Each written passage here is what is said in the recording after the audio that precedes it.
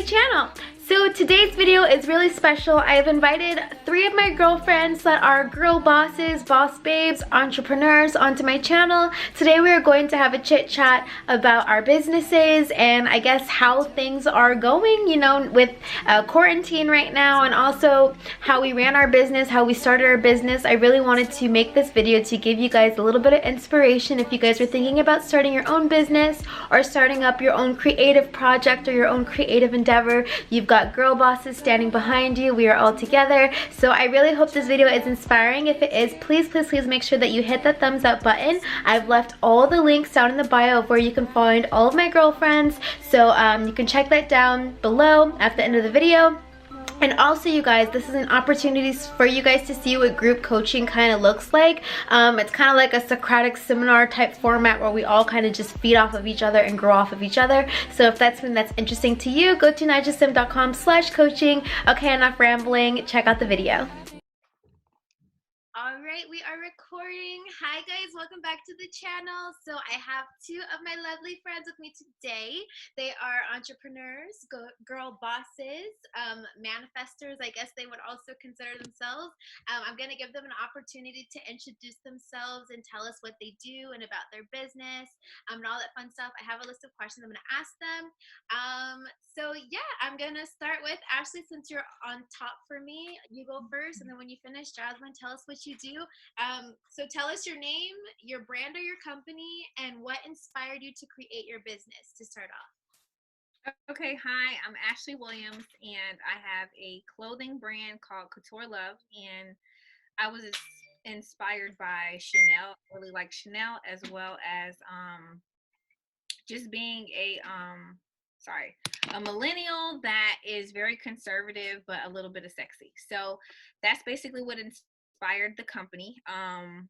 Then I have another brand called 1028 Awakenings. It is a more spiritual based brand. It's more so about crystal and psychic readings. I wouldn't say it was psychic. I would say intuition readings, connecting with your guides and your angels.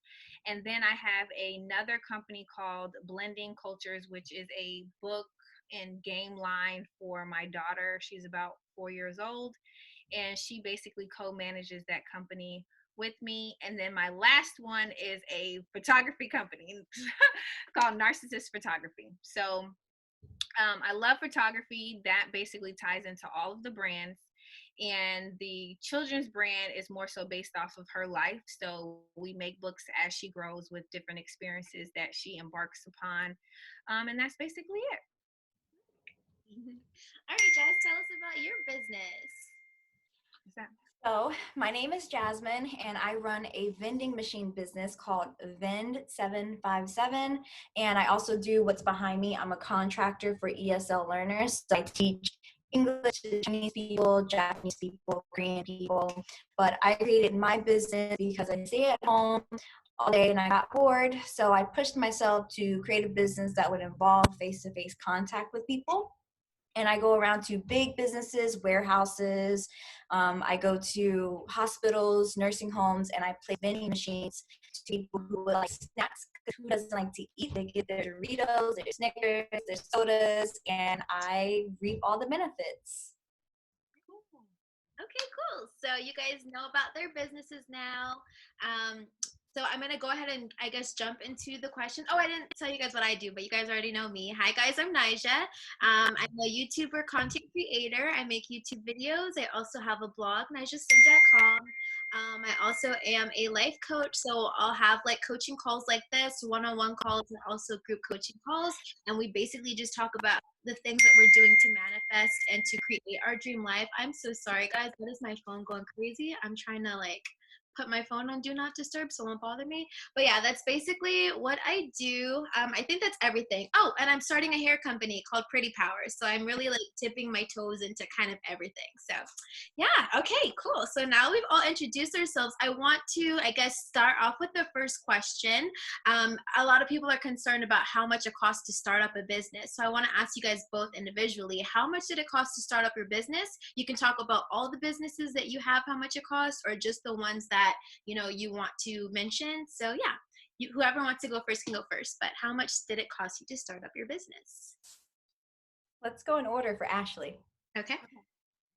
All right, so for me, let's see. Let's start with Couture Love, I guess. Okay, so for Couture Love, I want to say it maybe cost me $500 to start Couture Love, and that was just obtaining the EIN, obtaining the EIN with Sunbiz. At that time, I was in Fort Lauderdale, and then going down to the district, the wholesale district, and just buying all the pieces that mattered to me. I know a lot of people that are in apparel feel like, you know, you need to buy what the market is demanding you to get, but I don't really shop like that. I just buy what I like because I'm the person who has to model it. Okay, so $500 for Couture Love. For Blending Culture, I think my first investment to get everything up and going was just $28. That was just to make Ty's website, and then I went on Fiverr, which is a really good place to go to outsource things for really, you know, cost efficient prices. That may have been maybe like $100 just to start, but then to do the full on book may have been like $750, but it wasn't an all-in-one payment. It was sporadic payments. Narcissist photography, $0. That's one of the greatest things, okay, because I already had a camera. I love taking photography, taking pictures, so it was very easy for me to just go ahead. That one is really good because there's really no put in, you know, except for the website, and I made sure I had a free base website. So I think that's about, Ty's book, Narcissist Photography. Okay, 1028 Awakenings. So 1028 Awakenings was pretty low as well, maybe under $100. I didn't get EINs for 1028 Awakenings, but reading and doing tarot cards kind of came in later on, and that doesn't really have a lot of investment. I would say under $50, because you need to get a couple of books and then gain some form of experience before you just start, you know, reading out of a crystal ball. So that's it for me. Nice. Okay, Jazz, how much did it cost you? So initially, I would say for me, it cost me $6,000. But for anyone who's interested in trying or talking to me about it, you don't have to spend that much. I always say start out small and then work your way up to the bigger machines. So Naturality, my first purchase was my EIN, and that was about $300 because I wanted to make sure I had all the permits I needed.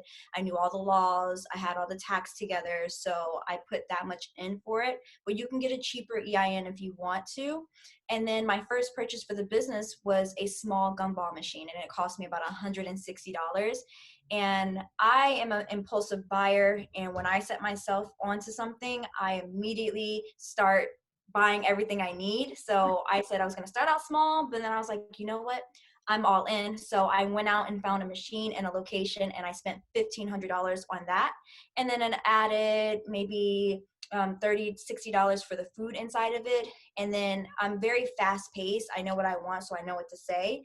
And that's how I got up to $6,000, because I was just buying machine after machine because I was getting so many locations. So about $6,000 because you needed the machine. And then you need it to fill the machine, which is about $133. But for anyone who wants advice, start out small with the gumball machine. You can get them used for $100, $50, and make sure that you like going around and talking to people. You're basically a salesperson. So if you don't like talking to people, starting a conversation with someone, this business might not be for you.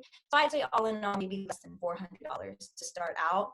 This business behind me, all I needed was a new computer that had a high IPU processor, so I could host a lot of students on camera at once.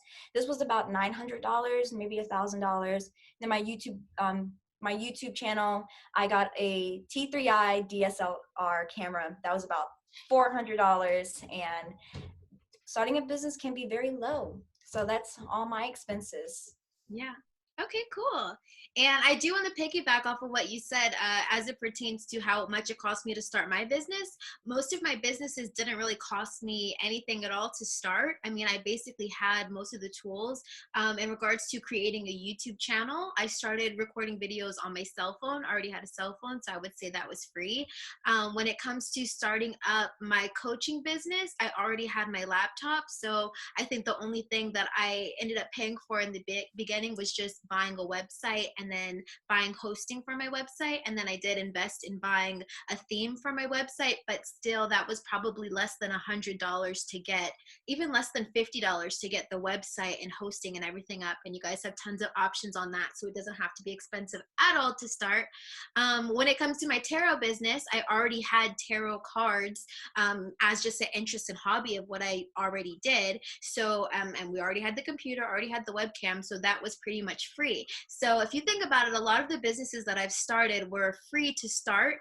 When it comes to Pretty Powers, the hair company, obviously you don't have to have money up front. You can do something called drop shipping, which a lot of people are learning about and starting to do. But if you do want to have inventory on hand, it probably costs you about $300, your first investment for some hair to get started. And of course you want to get your shipping and stuff like that.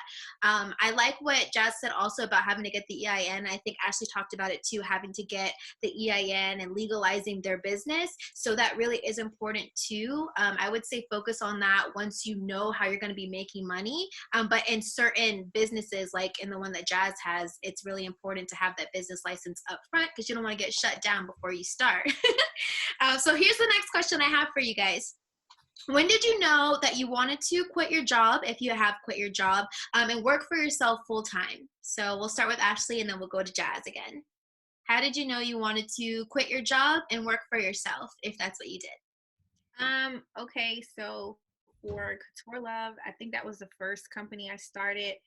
I was working for the government and I just decided that I didn't want to work for the government anymore, which was seriously crazy for family because I have a PhD. So it was just like, what kind of stupidness is that? That's retarded.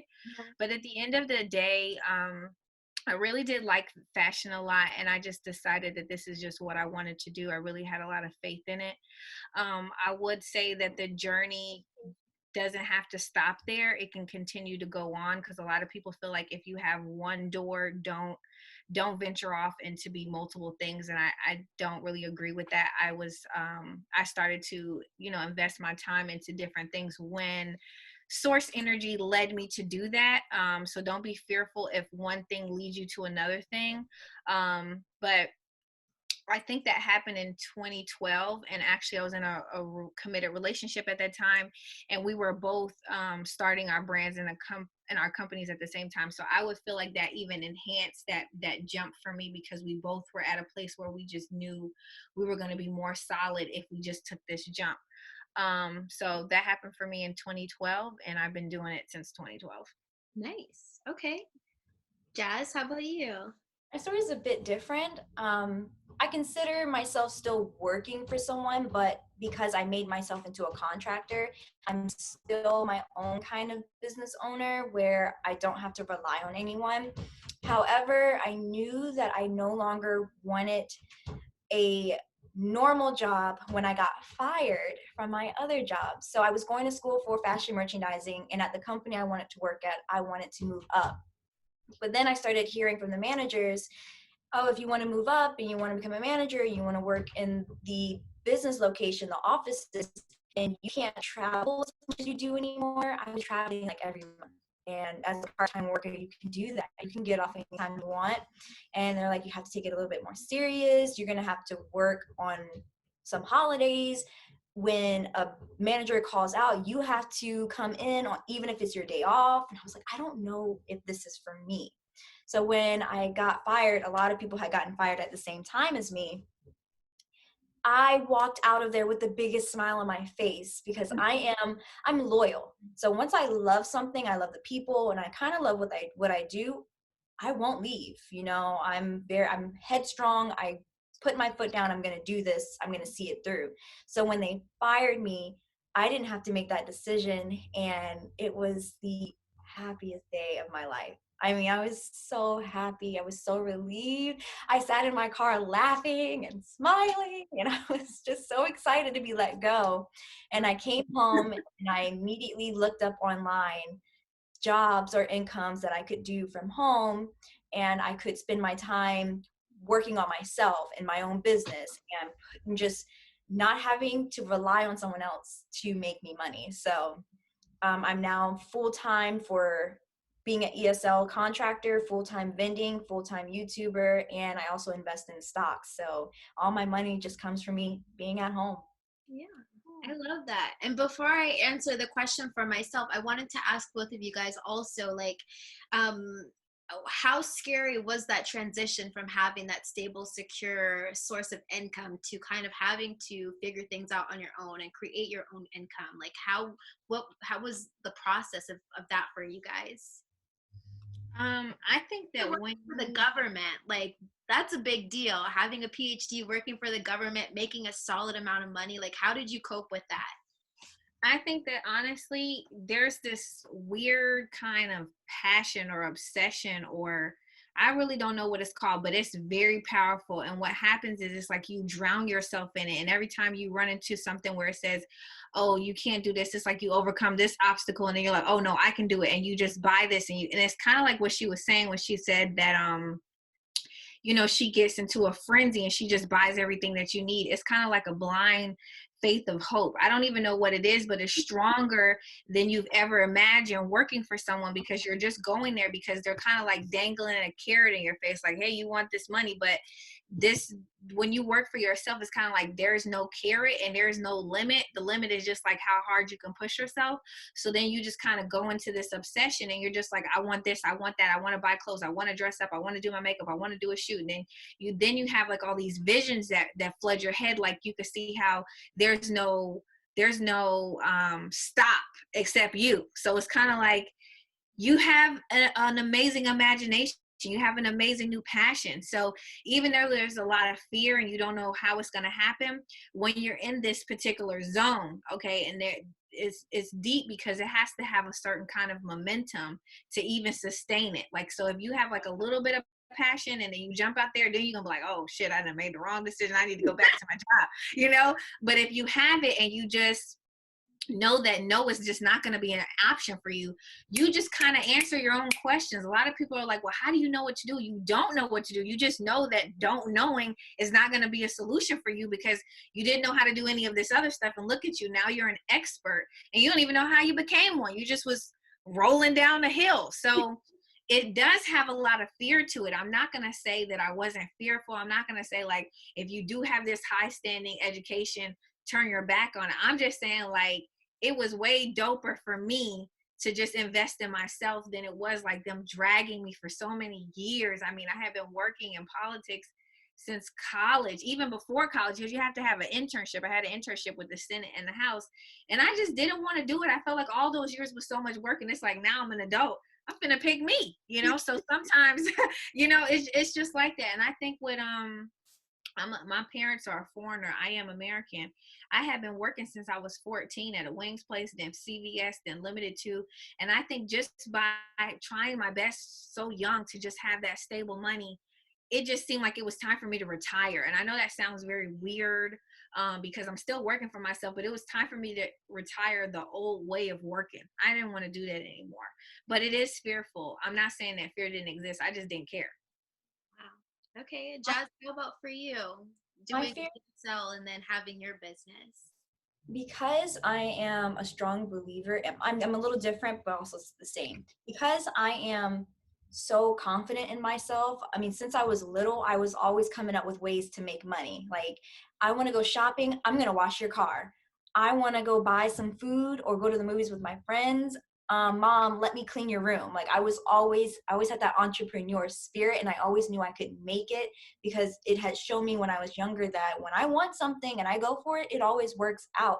And when it doesn't work out, a better thing is right behind it. A better, more refined idea is right behind it for me to carry on and still make the money. So when I lost my job, it wasn't like, oh my God, what am I going to do? It was, yeah, God's got my back. He knew this wasn't what I wanted. He knew that there was something better out there for me. He just pushed me out there into the open water for me to just do it. So I wasn't fearful because I just had confidence. I guess my parents built that in me, and maybe it was an innate skill for myself, the power of manifestation and saying what you want, what you don't want.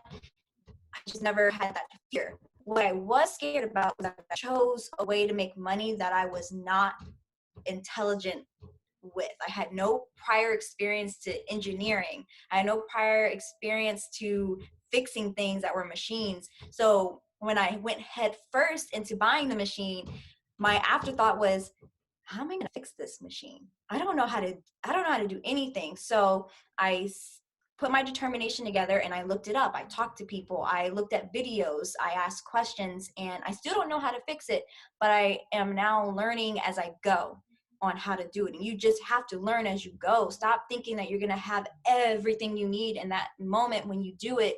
It's a learning experience. We are supposed to learn. We are supposed to fail, and we're supposed to get back up and learn to do it better. Don't be scared to fail. Be happy that you're learning a new skill. And I've come to the point where I'm no longer scared about my machine not working, because I have a network of people that I could take a picture of it. I can film it and send it to someone who may be able to help me. And one time I spent 3 hours staring at a machine like, I don't know what's wrong. And it took me 3 hours to come to a conclusion that, okay, this is what's wrong, but I'm going to ask someone else to fix it so that I know to go back and be able to fix it like that. So I don't let fear control me. I believe in myself. So I guess that's the best way I can put it. I love that. And I will piggyback off of what both of you guys said and say that, yeah, it is extremely uncertain. I'm a Sagittarius sun, so I feel like that kind of where people would get scared about the uncertainty of like, where's my money coming from? Where's this coming from? Where's that coming from? I'm a little bit more flexible with it. I was given the opportunity to be more flexible with it because of like the lifestyle that I live and how I live. But I do understand, like I quit my job for the last time last May. And I was fearful. I didn't want to end up back at my old job. Even though I had graduated college, had a degree, you know, I never cared to get a job in what I got my degree in. And that now that I say that, I feel like maybe college was a waste of time. Maybe it wasn't. I'm not sure. And I'm not going to tell people it was or wasn't. Right. I know for me, I'm in debt now. I had an amazing, incredible experience in college, but was it worth $30,000 of debt?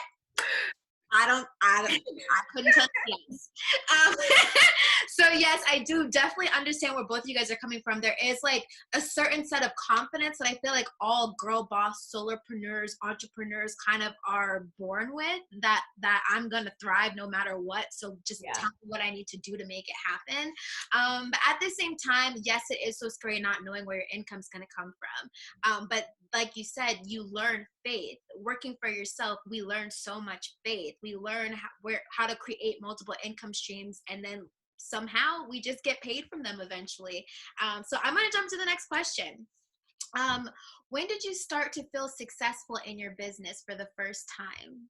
You decide what business. So Ashley, you start. I think when I started, I just felt free. Like, I think that success is not a tangible amount of money. It's just feeling free. Like, it's feeling free and understanding that, like, it doesn't feel like a job anymore. Like, when I have to do my shoots, when I have to do anything for any company, it is not like, ugh, I got to do Couture Love, or ugh, I got to talk to the illustrator. It's never like that. It's just like, this is what I want to do. So it's I don't know. It's like always successful. There's never a time where I don't feel successful. Now, when I get new toys, okay, that does make me feel like, you know, wow, I have moved up. I have changed, you know, things have rearranged for me. But I think I always just feel successful. What toys do you mean when you say, when I get new toys? Oh, new toys will be like a new car or a new place to live, or just, you know, things that may have been hard to obtain in the past, and they're now just coming to you, you know, in abundance. That way you can kind of see, you know, like, that's the normal way people monetize success. But for me, it's like right when the book is released, I am super happy to get back the illustration and approve it. Once the line is finally complete and I can look at the whole spread and be like, okay, this is the spring collection, that is success for me at that moment. Like, I am done, I completed it.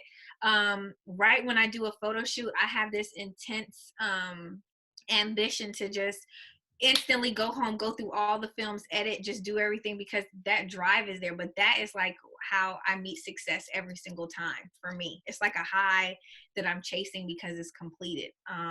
When I completed Ty's first app, that was a high that I had never experienced before. You know, now working on a new app, it's not the same, but that first one was just like, this is crazy. Like, how did I complete an app? Like, this don't make no sense. You know what I mean? But those are my points of success. I think that's when I feel happy.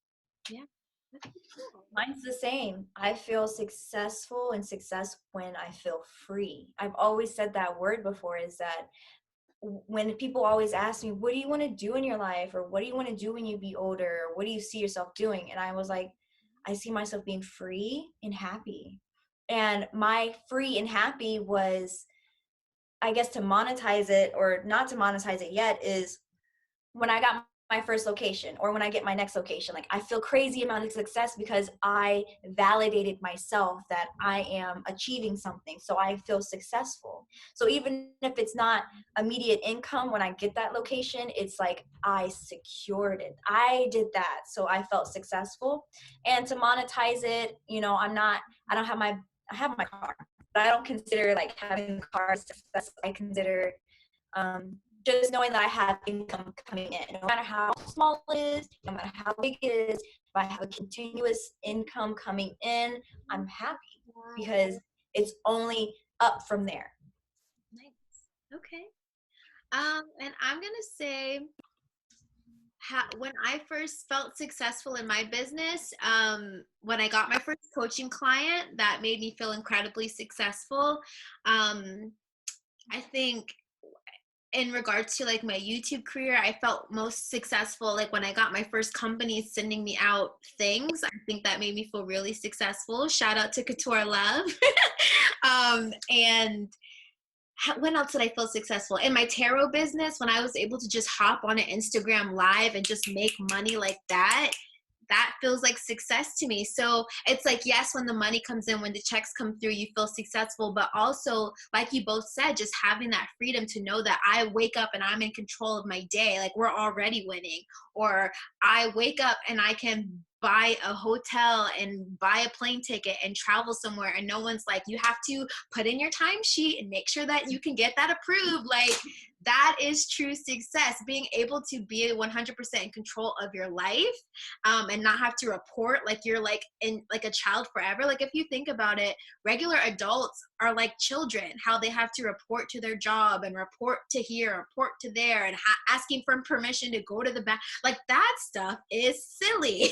And I'm so happy that the old paradigm is shifting. And that's why I really wanted to start rolling out more content about working from home and working for yourself and creating your own businesses, because that stuff is played out.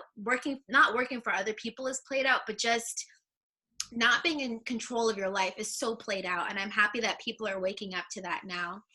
So yeah. Okay. Here's our next question, you guys. What do you do to market and get the word out about your business? So how do you promote your business? How do you tell people about your business? Tell us about some marketing. Okay, so for me, marketing, I use mailers to help me market depending on demographics, dealing with kids that have signed up for Disney or whatever the situation is. That's for blending cultures. For Couture Love, that's way simpler. I use Instagram, all social media outlets, Facebook, LinkedIn. LinkedIn is a good thing to use for people. They sleep on LinkedIn, but it's so crazy. Crazy things that happen for you through LinkedIn, because you actually put me on LinkedIn and how it kind of went like crazy for your business, for multiple businesses. So how did you use LinkedIn? LinkedIn, okay, I have at least like 30,000 friends on LinkedIn, and all of these people are actually at work, because this is a social media outlet that is approved by most people to be on if they're in a remote location. And I have had at least over, I don't know, $5,000 of people donating to my company, which is just crazy. And it's just them basically seeing that me promoting the due diligence of just being active on there. It's crazy. I have gotten so much love from LinkedIn than I've ever had from Facebook. Not saying Facebook is not lucrative. All of them have a great hand in it. But I would just say, don't sleep on any social media outlet, because some people just use this and some people just use that. And I think as an entrepreneur, you need to tap into as many platforms as you can, because they all give some kind of energy from different age groups and audience. Like our age group, we still have Facebook because we were kind of like brought in through college with Facebook. But the younger you are, they don't even fool with Facebook. They're on TikTok and they're on different social media outlets. So I would say use all platforms. The old school way is still good. Having a regular flyer is good.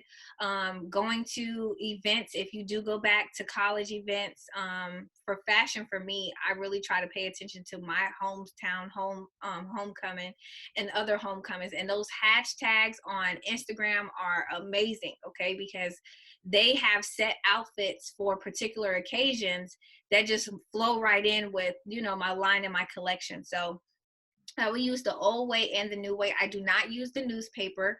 I did come up with a catalog this year, which is some super old school. When I was a kid, we used to go through the JCPenney catalog and circle all the toys that we wanted. And that's how we would let my mom know, what we wanted. So I thought it would be a really cool idea to drop a catalog this year as a mailer to send out to people. But I would say marketing is something that you need to be doing all the time. I got a sticker off of Vistaprint, posted it on the side of my car. Just don't be fearful to be a walking spokesperson for your company.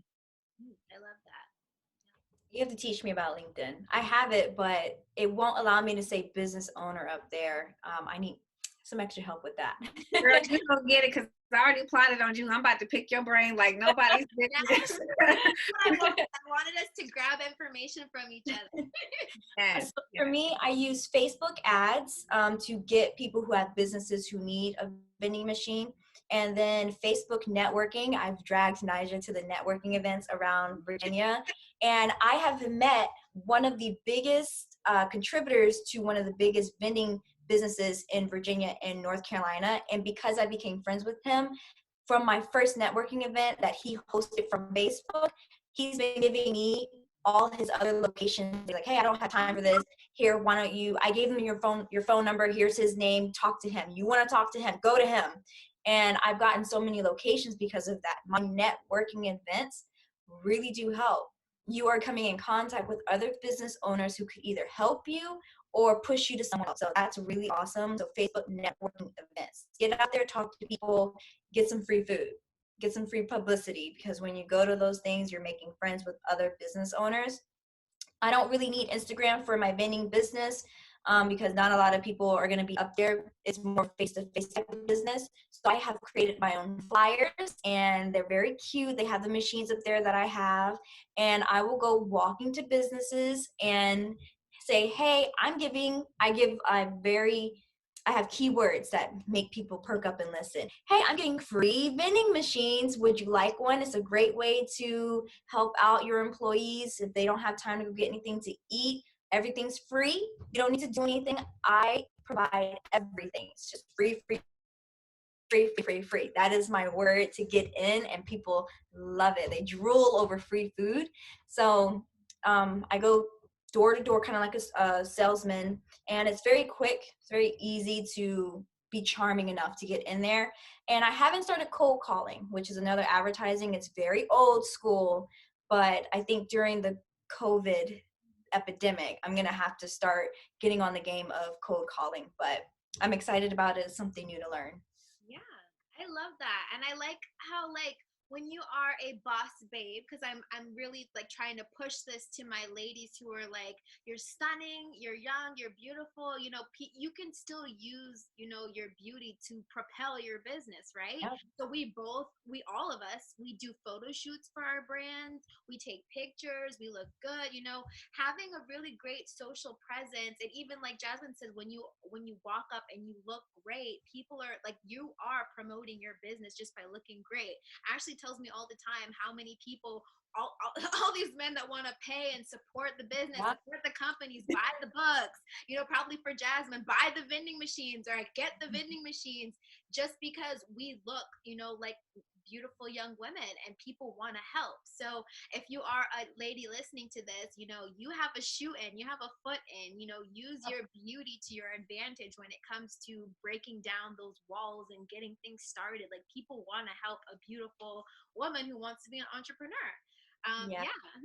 And as especially far for my business. Yeah, like it's a male dominated business, so if you put some makeup on and you smile, there are men who run these warehouses, and they always say, if you're gonna come fill the machine, then yes. And I'm like, okay. To our advantage, ladies. But, yeah. So for marketing and promoting for my businesses, I really did start with social media. Obviously, YouTube is a social media, so that kind of like posting videos is a great way to just be present. A lot of people don't know that in starting a YouTube channel or in starting an Instagram, you can create your own brand and basically sell yourself. So if you're putting out YouTube videos, if you're putting out Instagram content, just by being an influencer online, you can literally launch anything that you put behind you. You are the face of your brand and your company. So yes, I use Instagram. I use YouTube videos. I started going to networking events like Jazz started to go to as well. And also networking with friends that are starting businesses, like having these two guys as my friends, like we always are bouncing ideas off of each other. They give me great marketing advice, promo advice. So surrounding yourself with entrepreneur-minded people is going to be really great for propelling your business as well. So here's the next question I have for you ladies. What is your end goal? Where do you want to take your business? Where do you see yourself at the end of all of your success? Ooh. That is not a difficult question. I think that's because I have so many platforms now. I just don't know. All I know is that I'm going to be rich. And I know that's like, I know you want like a detailed response from that, but because in the beginning, I just knew I was going to be on the top, and I knew I didn't want to be like Forever 21, but I wanted to be more so like Apple and Chanel mixed in between, because Apple store is so clean cut and it's just straight and direct to the point. And Chanel is like that too. It's like heavy material, but it's of so much caliber and class. It's like, it brings some kind of elegance and some kind of integrity in your clothes. And I feel like you should have that when you wear my clothes. But now that it has just branched off to so many different things, like Ty has her own situation, and then I have mine, and then I have this spiritual thing, and the spiritual thing is like totally different from Couture Love, because Couture Love is more so like glam, and I'm just that girl. And then the spiritual thing is still, I'm just this glam girl, but I just wear crystals, and I can not wear makeup, and I can do these different things. So it's different. But I want to say this. I want to say that being a part of two platforms, one based off of just being gorgeous, and then the other one just based off having a mind. I really like the fact that we all can come together and show everyone that you can be gorgeous and still have a mind, okay? And not just like a simple mind, a mind with power and a mind with energy, that if you come with me about business, I'm going to give you business. But as a woman, it's so much fear in a dominated male world, because you're like, they're going to try to talk to you. I mean, they got to talk to us. We look good. You know what I mean? But we have to redirect that, because we're here to conduct business. And I think that is really powerful for us to do that and wield that power at such a young age, because even going through the House and the Senate, that was the scariest part, y'all. Like getting internships offered to me from these powerful men and having to feel this expectation, but making sure you still have integrity and dignity. But I don't even remember the question. You're gonna be rich. What was the question? That was your answer. Yeah, we're gonna be rich. So at the end of the day, I just think like being able to fight through all of that, I just know that I'm going to be rich. Now, when I am driving down the highway and I do look at sky-rise buildings and, I see Claire's and all these headquarters, I can see Couture Love headquarters, and I can see Blending Cultures headquarters. I can see my logo on the side of buildings. And I think that's really important when you do have a vision. You should always see some form at the end. I don't know how we're going to get to a million or $1 trillion company, but I know it's set in stone for me, and everything aligns with me seeing that building. Like my house aligns with that, the penthouse aligns with that. Every vision that I have all equals to that successful lifestyle in the end for me. I love that. Okay. Ashley, not Ashley, I'm sorry. Jazz, where do you see yourself at the end? This isn't the end goal for me. Vending is not like the millionaire plan. It is to have vending pay off my debt. Like, this is my plan of where I see my future, paying off all debt and then investing the money I made into real estate and then becoming a real estate mogul. I want to do tiny homes. I want to do vacation homes. I want to do Airbnb. Yeah. That's the end goal, is to move on to greater and greater. Don't just stop there. I want to propel it. And it's not I'm going to be a millionaire in my mind. I always just say I'm going to be successful, and that success is whatever is planned for me. I always just say that I'm going to be successful. I am successful. You are successful. So I don't know what's after that, but I do know there's money in that. But my purpose is to be free. And if I always stay on that goal, then I'm gonna be whatever I want to be. This is so juicy, guys. I'm happy we're all friends. My friends are gonna be rich, and I'm gonna be rich. We're all gonna be rich together. Okay, I'll share with you guys my end goal. For me, all I know is that I really, really, really want to travel the world. That's always been a very big dream of mine, to travel the world, but not just to travel the world. I want to travel the world with my girls. I want to do retreats. We got the baby down. I want to do retreats. I want to, I just want to travel the world, but I want to invite people to come do it with me, because I really do believe that we're all meant to be free. We're all meant to live our best life. We're all meant to create our dream life. I just want to take as many ladies along on the journey with me as possible. Yeah. That's all I want. If I'm gonna be rich, we're all gonna be rich. I want to share everybody how you can be rich. If I'm gonna create a business, I want everybody to create a business. I want you to figure out, not just what you want to do, because I'm so tired of the society telling us that you can only be rich being a doctor, you can only be rich being a lawyer. Like bump all of that. There are people who are not even of drinking age, and they have money just from making videos and by doing what they love to do. Nobody told them, no, you can't make those videos, no, you can't. So I love that we live in this day and age where we can do that. To me, my biggest goal is just to be free, be financially free, have multiple streams of income, and being able to travel the world. I want to live in a beautiful place, and honestly, if all those things happen, I would be super content with life. Nice. All right, so I'm going to go to the next question. So next is, what's the hardest part about running or starting your own business? What is the hardest part? Ashley, you go first. There wasn't a hard part for me. That's good. Like, contrary to what people would think, tell us why you say that. Yeah, I love social services. I really did climb all the way up the ladder, but there were a lot of holes in that system that I couldn't digest anymore. So, I love to help. My first nature is to help. I'm a helper. I'm saving them. I'm telling y'all, I'm out here saving them. Okay. So, to walk away from that was hard, because I still try to save them, but now I have one to save. So it's different for me, where I can channel that energy. But it was not hard for me to invest in myself. It was not hard for me to believe that I was it. Now, I would say in the beginning, I was not the face of my company. That was the only thing that was,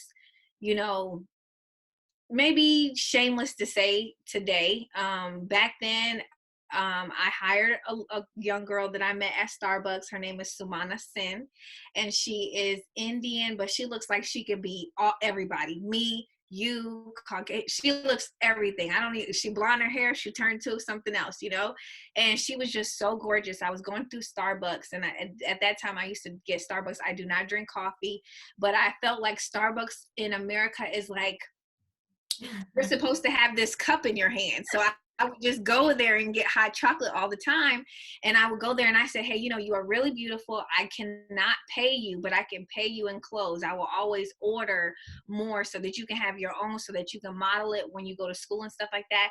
And she had no clue who I was or nothing. And she was just willing to come to my house and do photo shoots. It was crazy.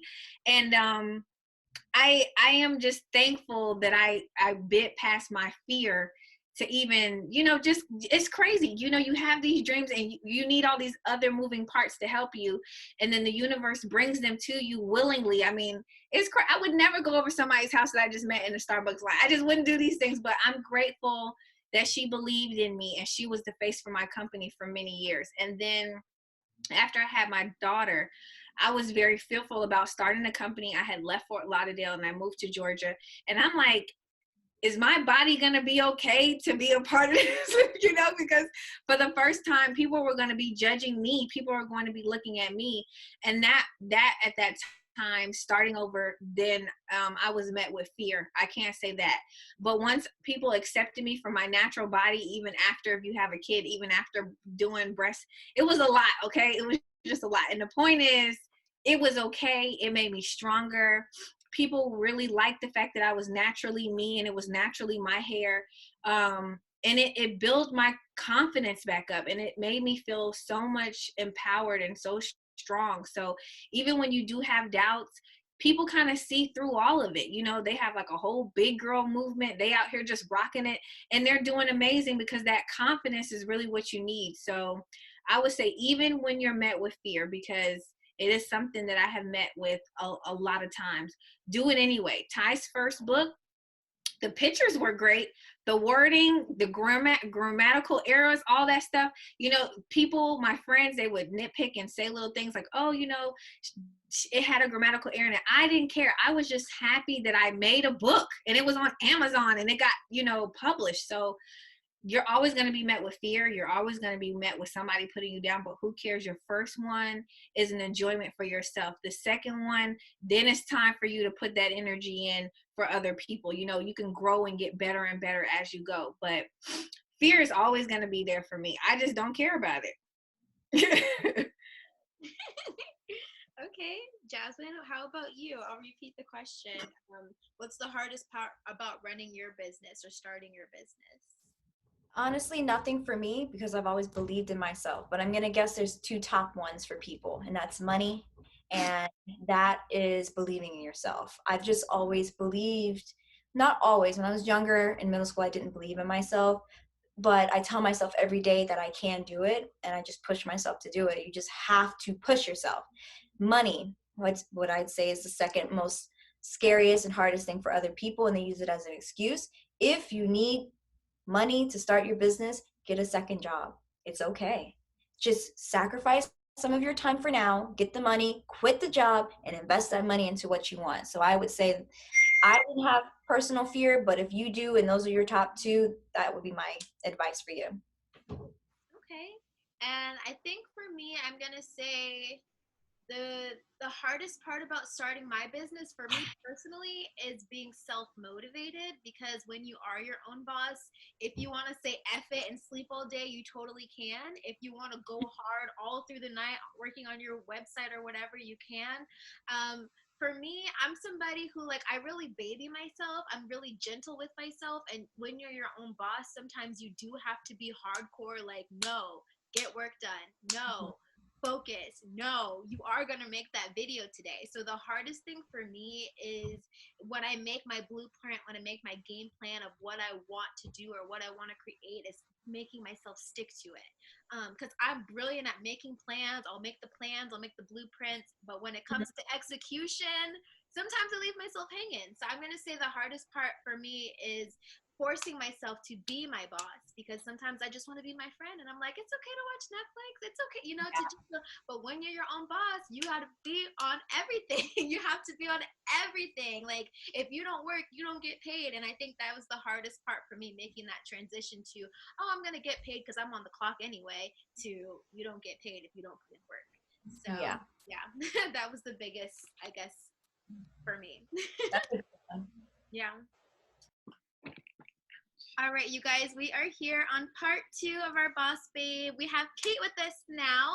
So Kate is going to tell us about her business, and then I'll keep asking you guys the questions. So Kate, we want to know your name, the name of your brand or company. If you have multiple ones, you can shout them all out, and then just tell us what inspired you to create your business.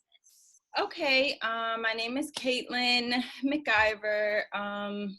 I have to think of like exactly the different things that I have as far as businesses. I do have a children's accessory line, Lulu Lee. I also have, I also teach from home.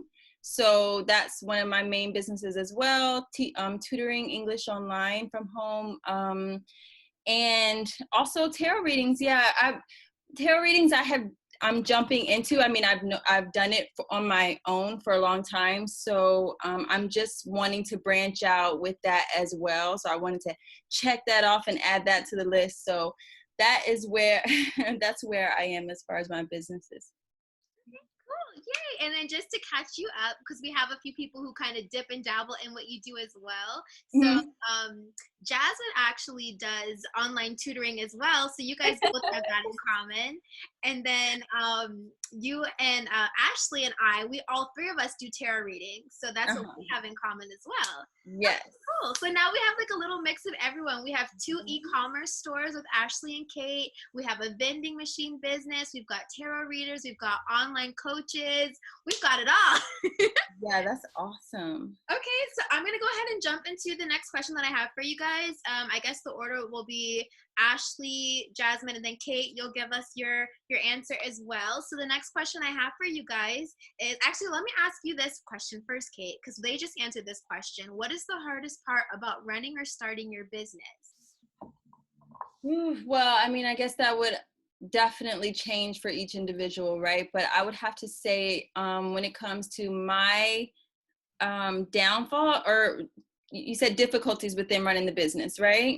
What's the hardest part for you? The hardest part for me is, the hardest part and the most amazing part is being a mom, because I am always on hands with being a mom. I mean, I spoke to Ashley about this and you know for sure, but yes, my hardest part is staying focused within my task, keeping, you know, once you have that to-do list, knowing everything that you need to do in order to, you know, progress within or the next step that you need to take, because there's always a next step, right? So with that, it's trying to stay focused on my projects and not veer off into mommy land.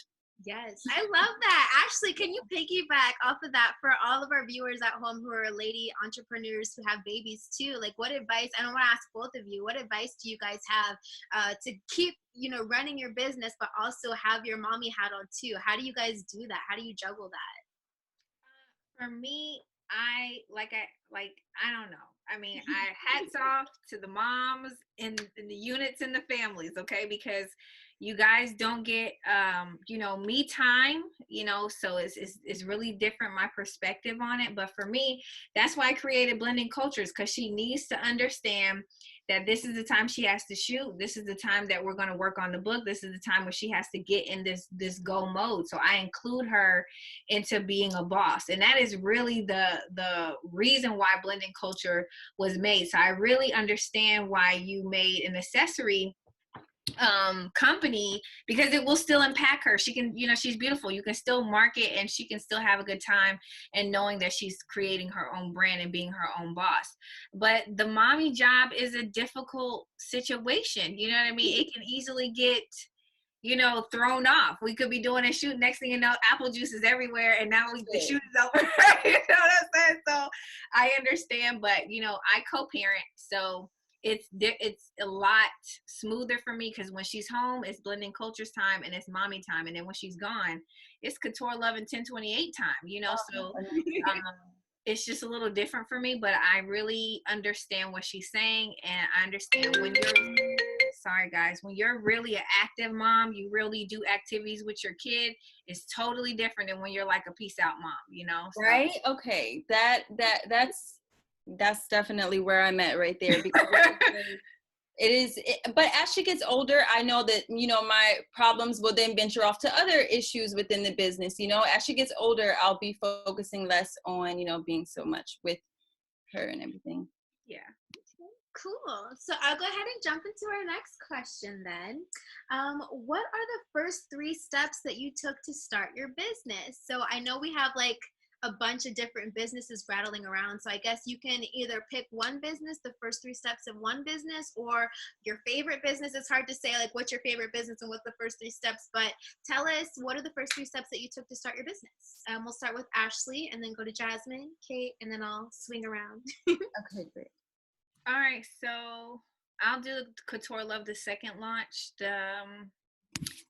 The first 3 steps that I took to launch the business was Somebody like, was like, hey, I want to start a business, but I don't know where to start. What were the first 3 steps that you took for yours? Oh, okay, like that. Like I was saying, there's just this energy. I don't really understand or don't know really how to pinpoint what I'm saying when I say it. It's just something that you will know if you're an entrepreneur. You'll just get this jitter, okay? And this jitter is just like, I got to do it. I'm going to find a solution. I got to get it going. So for me with Couture Love, it was like, I need this EIN. This is how I can get in the stores and pick the products.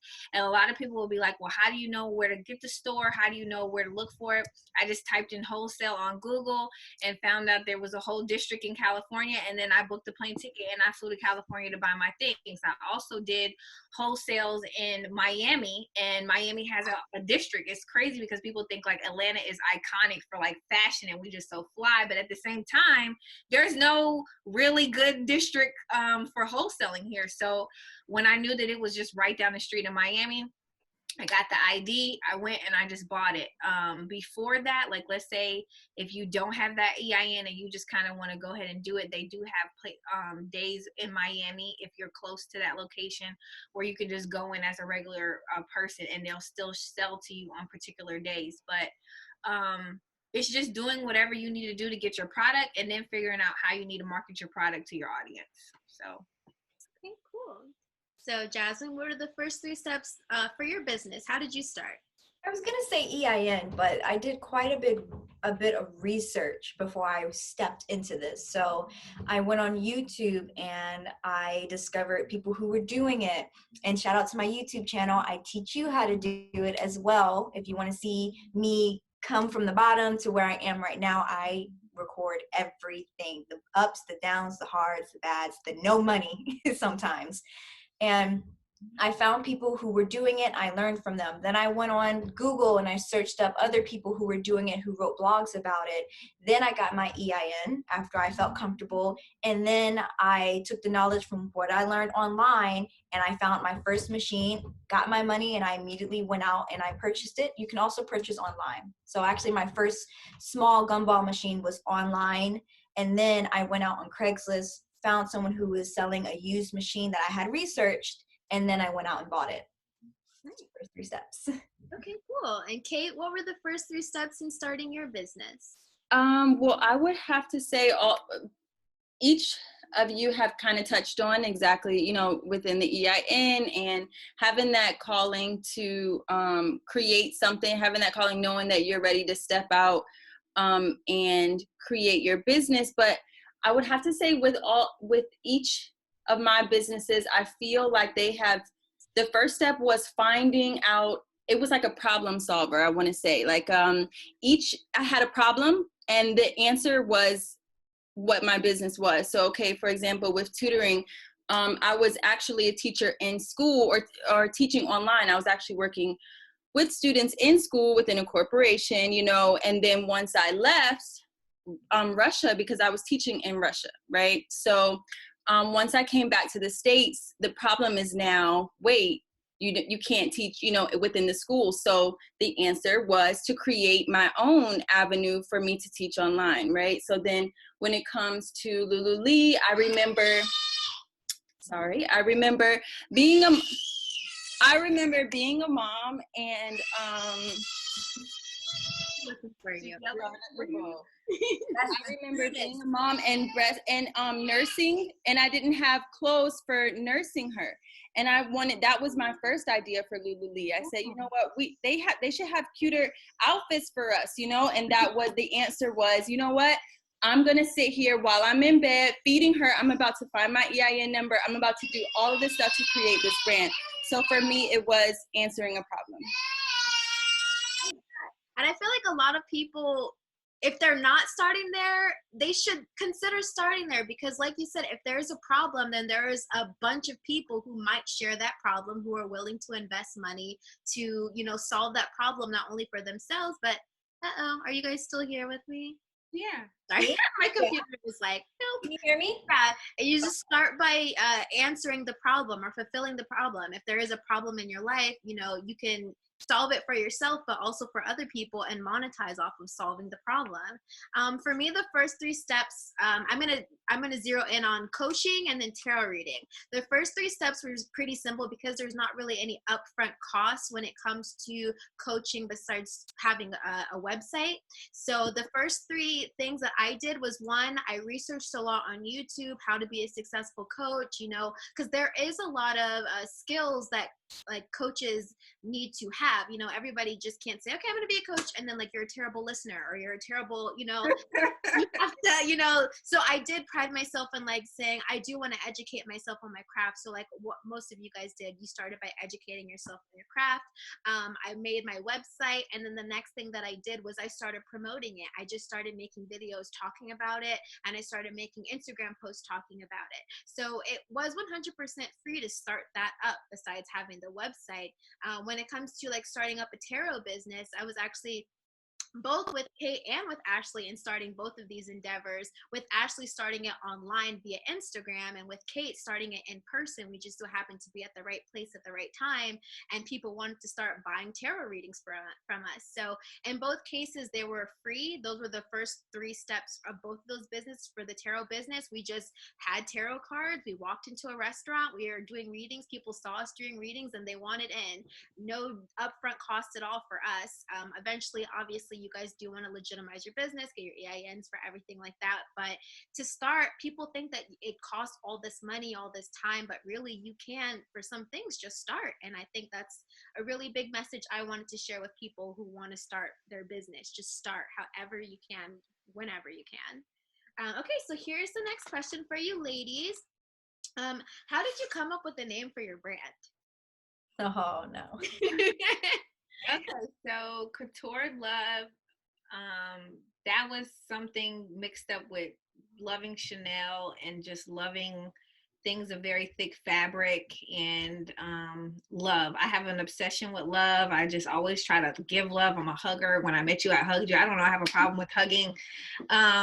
That was very easy. Couture Love was easy. Blending culture, I was pregnant with Ty, and I had a super crazy heavy obsession with this name, Blending Cultures, and seeing her. Like I had this vision that she was 4 or 5 in Walmart, and she was just walking around saying how she made all of these different games and books and stuff. So it was crazy. That one was definitely had something to do with angels or something like that. 1028 Awakenings was very easy because my birthday is October 28th, and I had an awakening. Like, I don't know what was going on, but I woke up and it was very easy, and it led me into just being a part of crystals and helping people.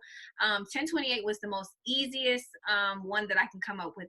Narcissist photography was easy too, because I'm very vain. Before I was like, you know, I was very like, I loved myself a lot, and I was like, why not be the love of the muse, you know what I mean? So I could take your picture and just make this all about you as well. So titles weren't very hard for me in branding myself, because all of the titles have something to do with myself. So yeah, that was easy. Jazz, how'd you come up with your names?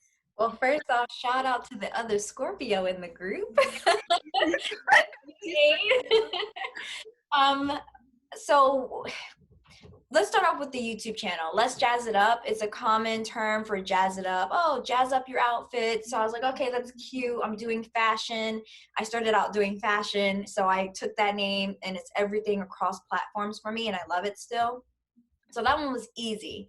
However, my business for vending is when I have a fire that's lit, I think about the incidentals later. I don't care about the name. I don't care about where the money's coming from. I just need to create the business and start the income. So I was like, I'm in Virginia. I'm vending. Vend 757. Next. You know, the next button you push on LegalZoom where you're like, okay, let's go to the next step. So it's something quick, and I let it go. And I mean, the name's fine. I'm not like crazy about it, but it's cool. So that's how I came up with it. Okay, and Kate, how did you come up with the name of your business? Well, with Lulu Lee, I used my daughter's name. Well, I kind of just put a swing on it. Her middle name is Lubov, which is my husband's mom's name.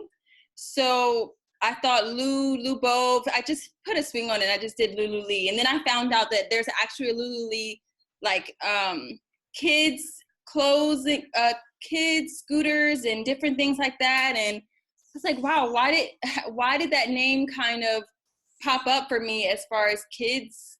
I never thought that it would have to do anything with kids, but it does. And I feel like finding the name is a journey within itself. Like once you have to, you have to make sure that nobody else has the name, and it's like this entire like journey within itself. So I just used my child's name. It wasn't anything special.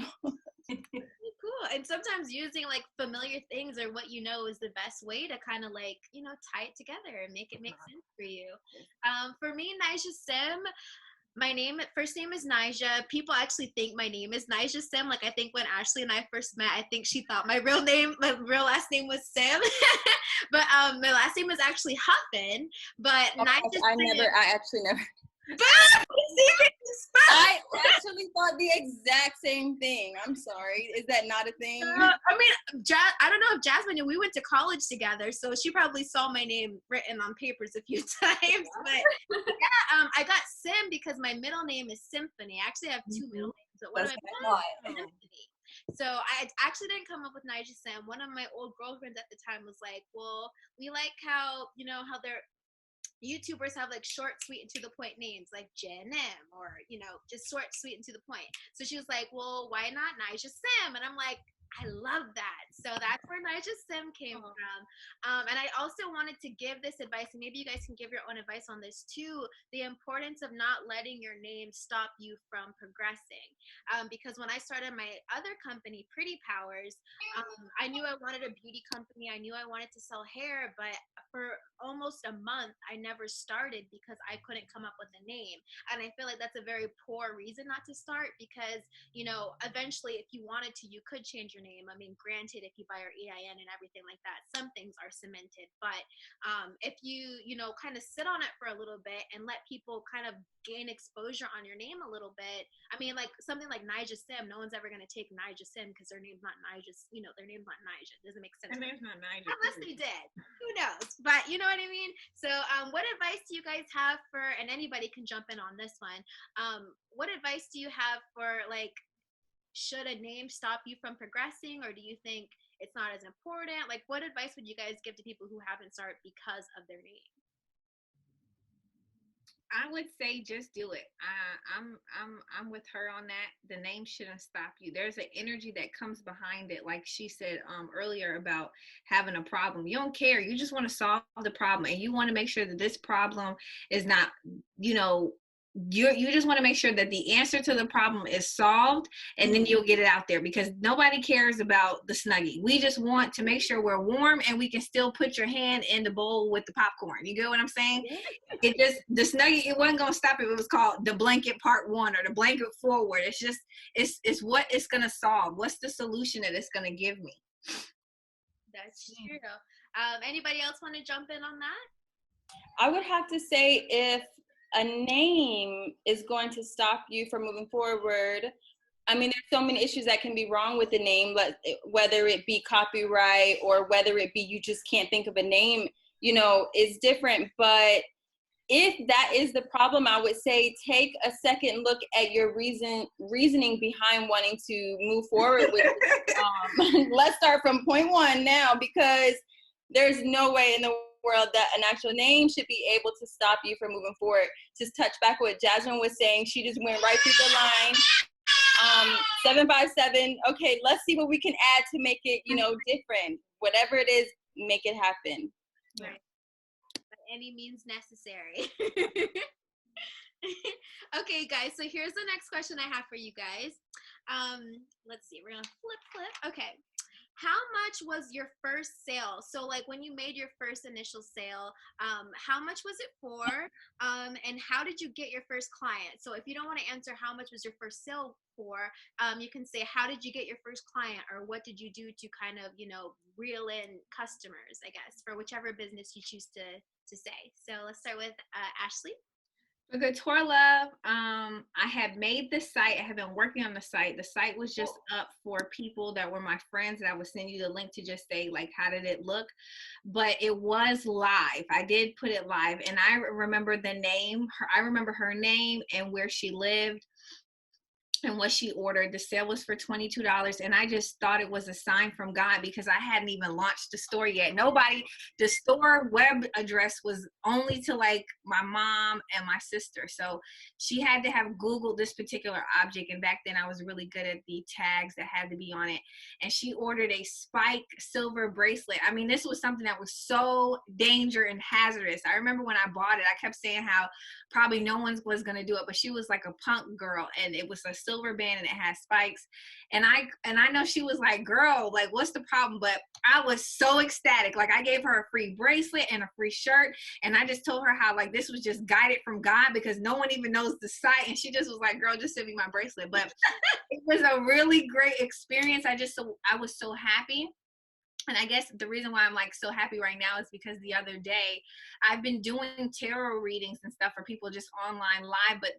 But 2 days ago, I sent it to Nija. Someone actually booked me on my website. And it's funny because I think sometimes when people are your close friends, they're just like, hey, can you just throw me this dress? I'm about to come over there and pick it up. But there's power in like doing it the right way, and your phone alerting you saying, hey, you got a sale, or hey, you got this money coming in. It's so much excitement in that. And I think like, with your friends, they're just like, well, you own it, so can you just give it to me? Like, why do I got to go online? Like, it's just whatever. But when she booked it online, she was from the UK, and I thought that was even more cooler because I'm like, wow, my voice is going overseas, and it was just crazy. But that booking was for $33, and I just want to say that it's a lot of excitement for your first time. You always remember that first time, and I think that's what kind of keeps you going to get that high or get that cha-ching sound the second time and the third time. It's not as powerful as the first time, but when it's coming in, you like, yeah, it's like the Cash App sign. Yay, I got some cash, So that was mine, and it was fun, and I still love all of my first experiences to this day. Cool. So mine is a lot less money. So I have a cluster of things to make money. When you're doing vending machines, if I say, oh yeah, I sold a Snickers for $1.25, you're gonna be like, $1. Right.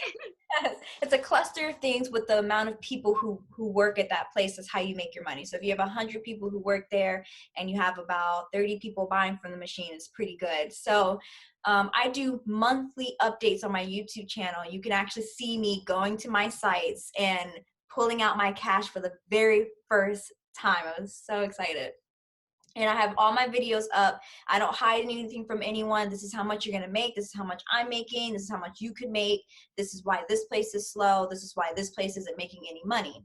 So my first pool, I have 3 big machines. One of them is really bad. I'm very honest about it. And then I have small gumball machines that I call passive income. And my first pool was about almost $300. And that's when I had just first started my first month. So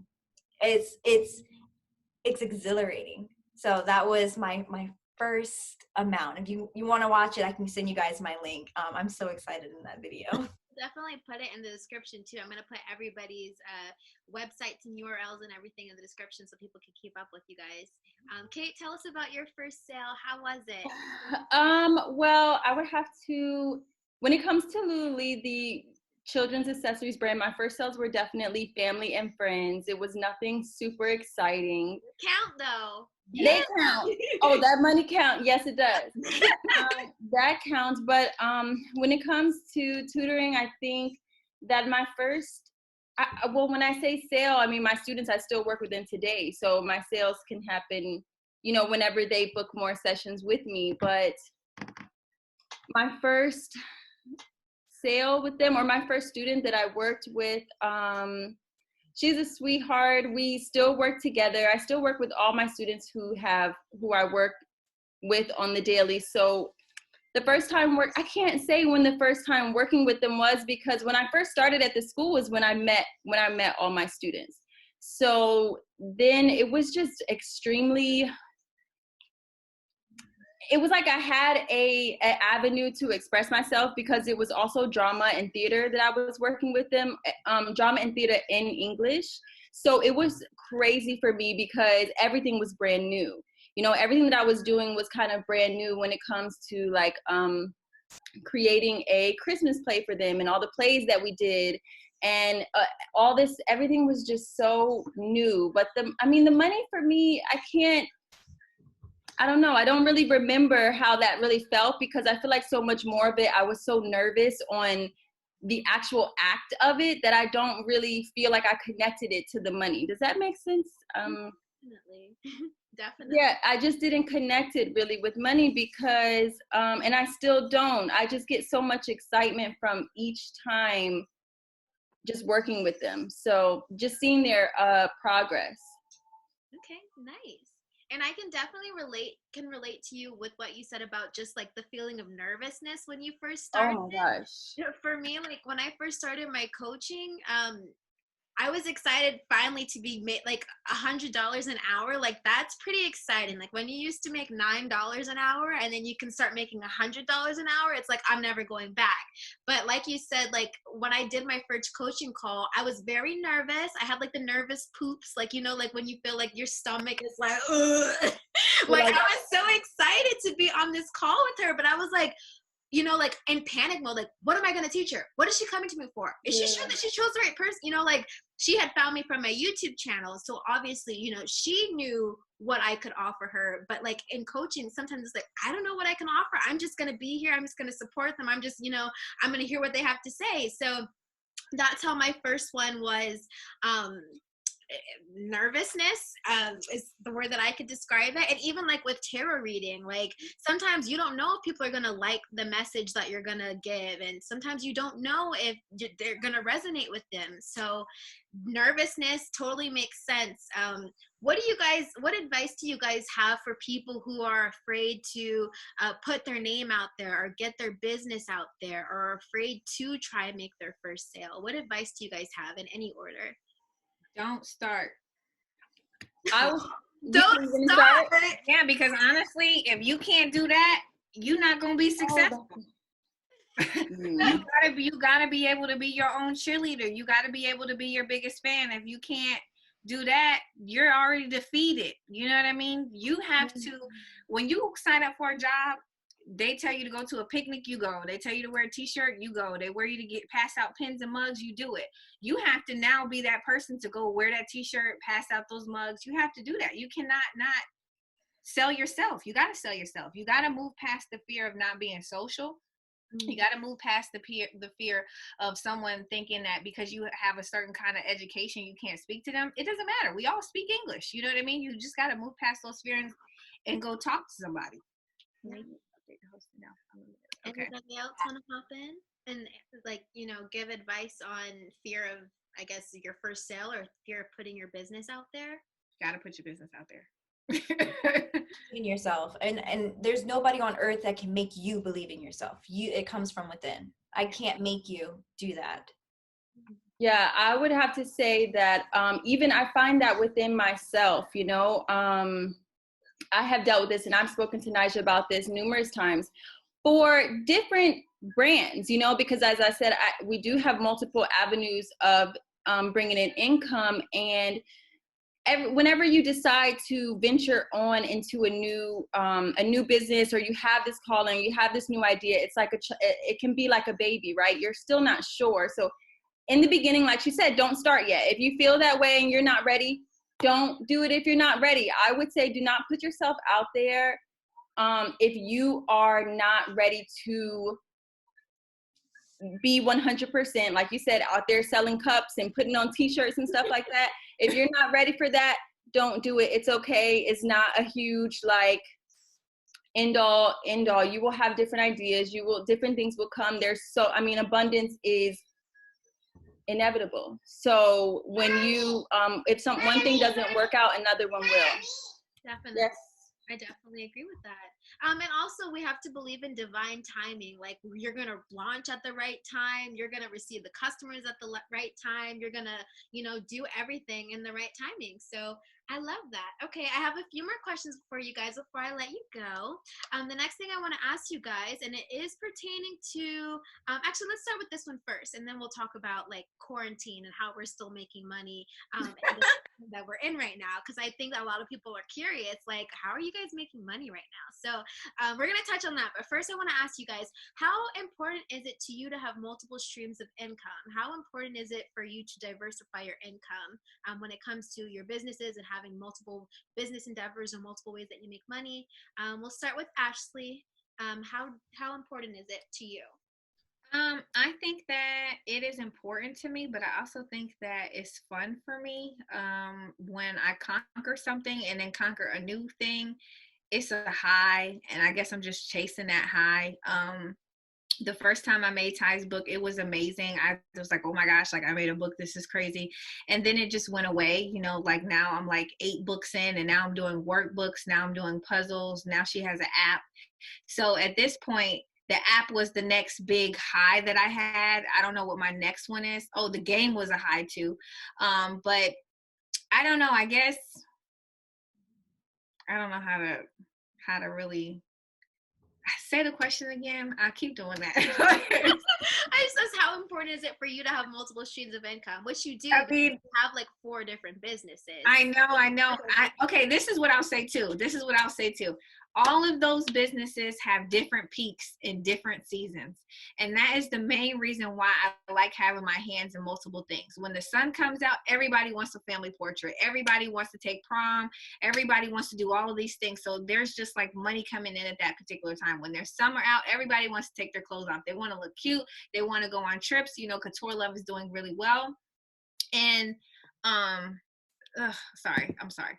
And then they all have its peaks. So I really like the fact that 1028 Awakenings is like all the time. It's like I can find someone who has a problem. I can do tarot at all times. And it's also a 2-way street for me when it comes to 1028 Awakenings, because I can pour into people. They can pour into me. Sometimes I'm lost and I'm doing a reading and I find myself within doing a consultation reading for someone. So I think it's very, very important. I don't think you should be fearful of the amount. Why I say that is because like Nija taught me that I should get some form of revenue of people just coming to my site. I had no clue that you could get paid for people just coming to my website. And for so long building this brand, I learned that, and it could just be like 10 cents, 5 cents, and they're running ads on there.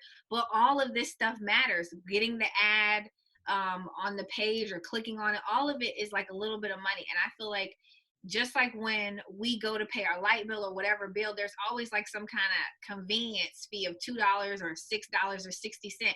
Those 60 cents add up. If you got 6 million people giving you 60 cents, girl, you're well on your way. So I feel like all of that stuff and knowing those key things, which you would learn from having a mastermind group like this, helps, because I didn't know you had to, I could get money from people just visiting my website.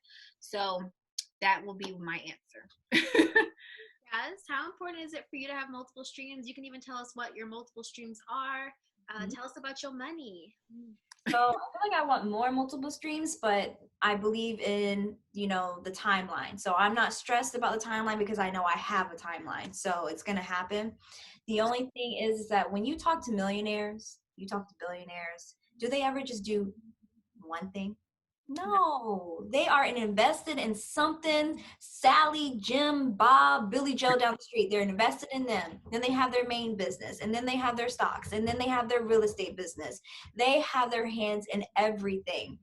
And I'm not saying you need to have multiple income right now when you start your business. Start with your first. When you feel comfortable with that and you find another one, invest in that. It doesn't have to be $100. It doesn't have to be $1,000. It can be $10, $6. When I started investing in stocks, I put in $100 my first go around, and it just built from there. So it's important to have it, because when one thing fails, like during Rona, then you have something else to fall back on. And that's why you want multiple screens. You don't want your eggs in just one basket, because you might trip, fall, and crack all your eggs. So make sure you have a lot of them out there, because you don't want to rely on just one thing. That's just like relying on your 9 to 5. Now you're trapped with that. You have to make that work. When, as opposed, if you have a lot, you have your hands in everything. Yeah, definitely. Kate, do you want to add in how you feel about having multiple streams of income? Well, yeah, I definitely agree with both of the ladies that having different streams of income is so important for all of those reasons. When one of them fails, of course, you have other things to kind of lean back on. And I had I come from a background who my family definitely did not instill that in me, having different streams of income, or even being a business owner, period. My family, my father worked at the shipyard. My mom, she was she worked inside of an office building. So these are very 9 to 5. They did not think outside of that box. So I definitely started to realized that, I would say, when I was modeling in New York, because that was a business within itself. But for so long, I started understanding that I needed different I needed different forms of modeling. I'm not just going to wait here for my agency to keep calling me. Now I'm going to contact this person, that person. We're going to do different things. So I feel like that's where I really started to understand the importance of having different forms. And then once I had my daughter, and with my husband, he definitely taught me the importance of having different ways of making money. But I just want to say to the other women who are going to be listening to this, if you are working a 9 to 5, or if you are working something that is not so much on the entrepreneurial side, there's so many ways in taking that money that you make and investing it in different ways, because there's different ways to invest, right? Creating a business is one way to invest, but there's also stocks and different things like that.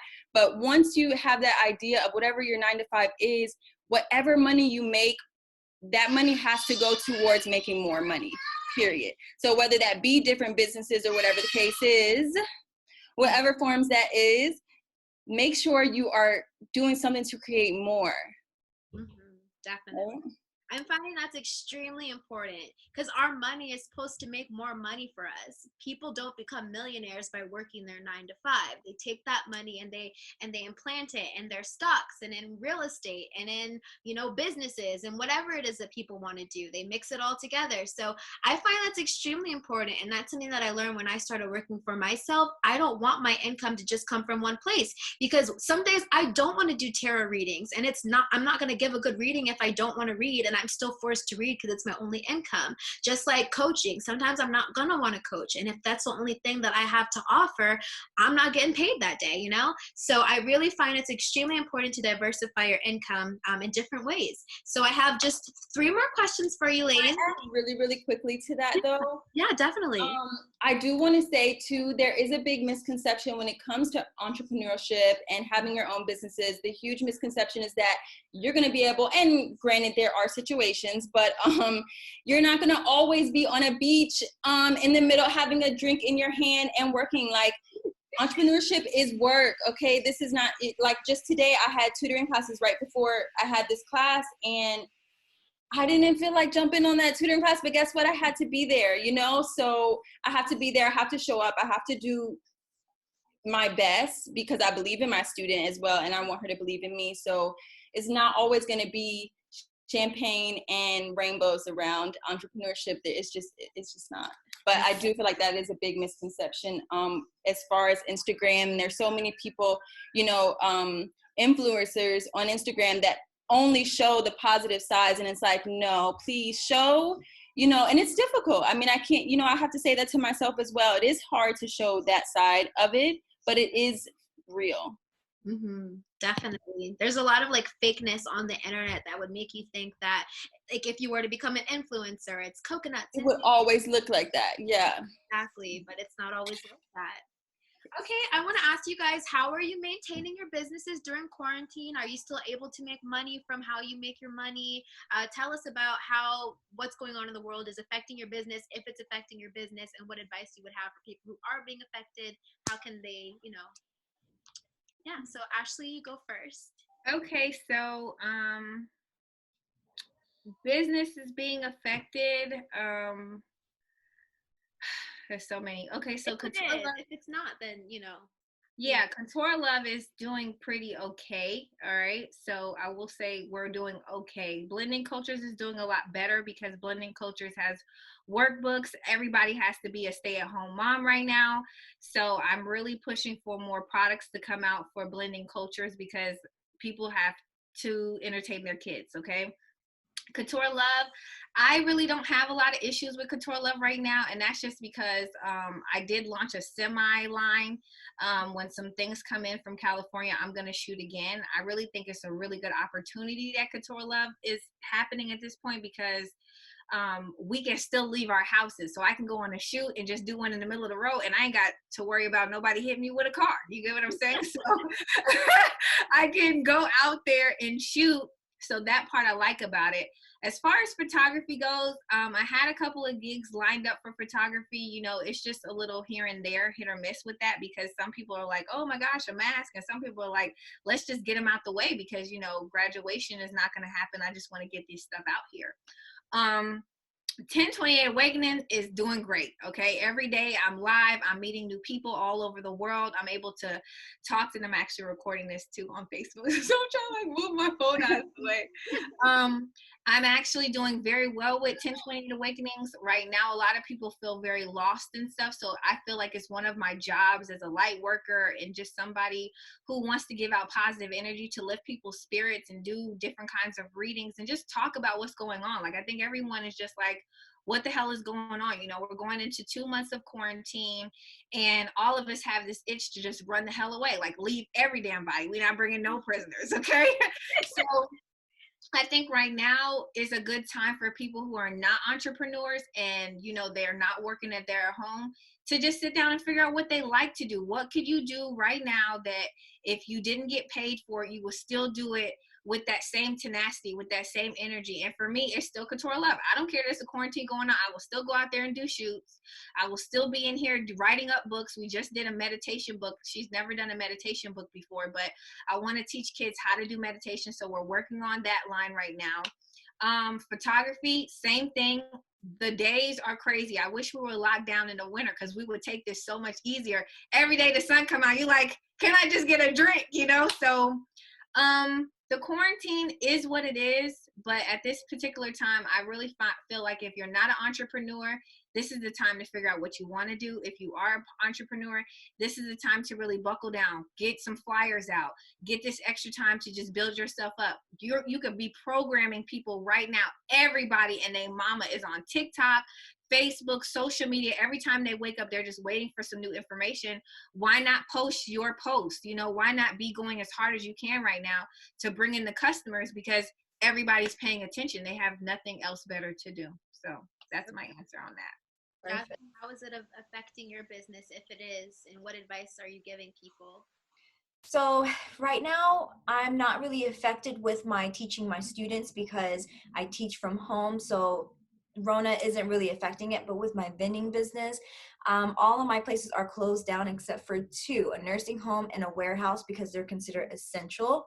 And I'm very thankful for that, but my money has been cut with that. However, I do have the idea to do cold calling to nursing homes, asking them, hey, do you have a machine? If not, I know it's hard for your workers to go out whenever they want to grab food. They're nurses. Like they're going to need something quick to get, and they can't just leave to go get it. So I want to use that type of call to see if I can place a machine while I'm at home, and also film it for YouTube because my YouTube makes income off of my vending business. People want to learn how to get locations.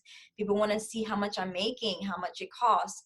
And even if I don't get those locations from the cold calls, then I feel in my spirit that right now is a great time to save up. My machines cost so much money. So the 3 months that I have sitting at home, because I can work from home tutoring kids, I'm making so much more money now that I can save it. And once this is all over, I have so much money to just throw at my locations.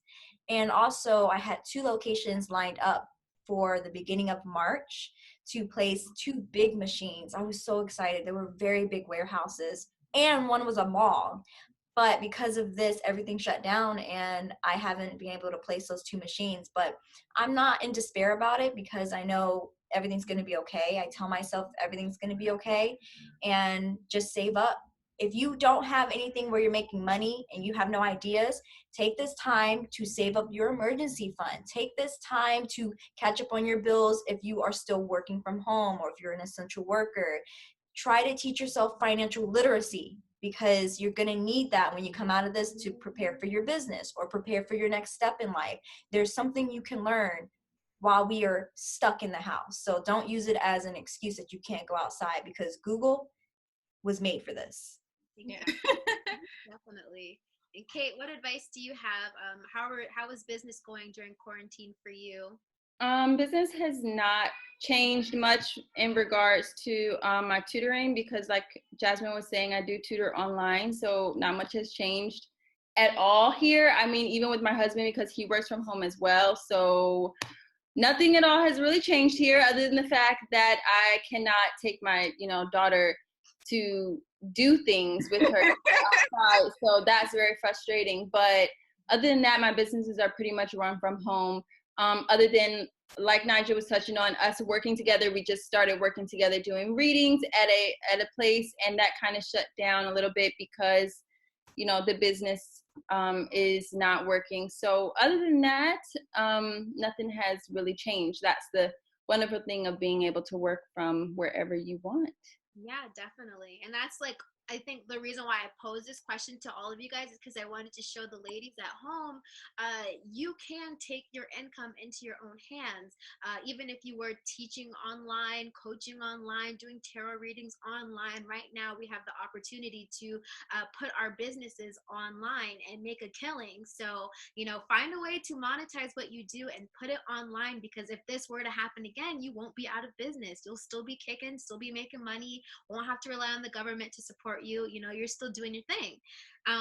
So here are my last 2 questions for you ladies. I'm going to ask this one first. Actually, okay, I'm going to ask this one first. What advice would you give yourself or someone else who's interested in becoming an entrepreneur or self-employed? So what advice do you guys have for the ladies who are considering taking that leap into entrepreneurship? Okay, so one thing I would say is don't look to your friends to support your business when you launch it, okay? The reason why I am saying this is not because I don't think you have good friends or anything like that. I'm telling you this from experience. Now, I am going to say this. I have some really supportive friends. I really, really do, especially my friends from high school. I know a lot of people don't even talk to the people that they, went to high school with, but for me, a lot of the people that I went to high school with really ride for me. They're really there for me. So I would just say, when you launch your business, don't go on Facebook and just antagonize everyone, like, hey, I got this business. Are you going to help me? Are you going to help me? Like, when are you going to buy from me? I would tell you guys not to do that. What I would say is that start a brand new page of people who do not know nothing about you and just start adding random people to that page, just random people, because you really need to pay attention to how much you go on Etsy or how much you go on these random places and you're like, oh, I want that brooch or I want that shirt, and you don't know who they are, and you'll just buy from them, okay? Because you don't have any direct connection with them. They're selling something and you want that particular product. So my number one thing that I always tell people is just literally make a new page, open yourself up, and then start investing in complete strangers. They don't know nothing about you and they think you are an expert in what you're doing. The second thing that I would say is make sure you can use your throat chakra. You have to advocate for yourself, okay? So you need to have a story. Everybody has a story. We want to know your story, So when you're making a brand or you're branding yourself, tell people who you are. Make sure that you're charismatic. Make sure you're personable, because they will connect to you. Being a mom, being a single mom, being a mom, married, being a wife, who cares what you are? Being single, gorgeous, and beautiful. Both of y'all single, gorgeous, and beautiful, in a relationship and beautiful. All of these platforms, you can connect with other women or other people who want to be entrepreneurs. So tell your story. Make sure you know your story. I guess the third thing that I would just say is don't stop yourself just because you don't know where you're going. No entrepreneur that I know knows where the hell they're going. I don't know where I'm going. I have no clue. I just know I'm going. I know that I'm not going to stop. What were you going to say, Kate? You're on mute. Oh, I know I'm on mute. Sorry, because I have my daughter in the background, so I don't want anything else. But I'm just agreeing with you. I'm like, right. That's okay.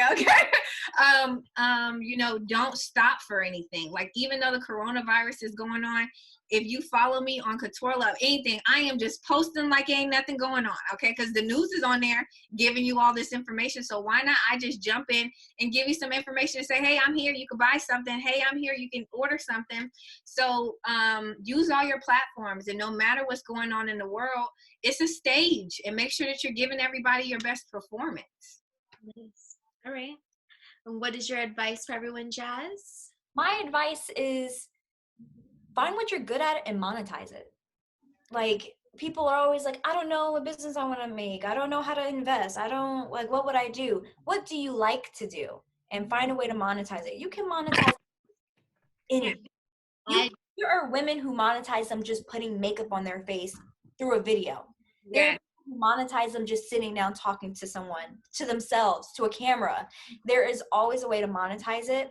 And if you don't know, and I don't want to hear I'm not good at anything, if anything, go on YouTube and type in passive income streams, how to make passive income, ways to make passive income.